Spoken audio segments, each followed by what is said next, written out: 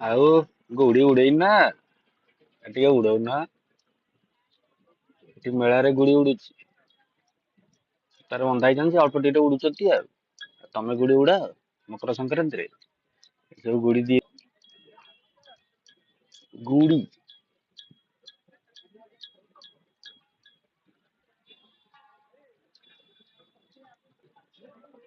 ଏଇଠି ଗୁଡି ଉପରେ ବନ୍ଧା ହେଇଛି।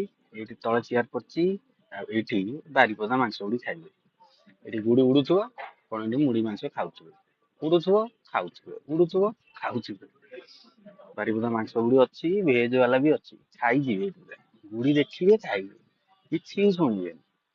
ଆଜି ତ ସଂକ୍ରାନ୍ତି ବେପାର ମାନ୍ଦା। ତଥାପି ରାତିରେ ମୁଁ ଆସିବି ଦେଖିବେ କେତେ ଲୋକ ଆମର ଆଇଁଷ ଖାଉଥିବେ। ଆମରି ହିନ୍ଦୁ ଲୋକ କିନ୍ତୁ ଆଇଁଷ ଖାଉଥିବେ। ଶୁଣା ଶୁଣି ନାହିଁ ଆଇଁଷରେ କମ୍ପରମାଇଜ ନାହିଁ ରେ ରହିନି। ଜୟ ଜଗନ୍ନାଥ।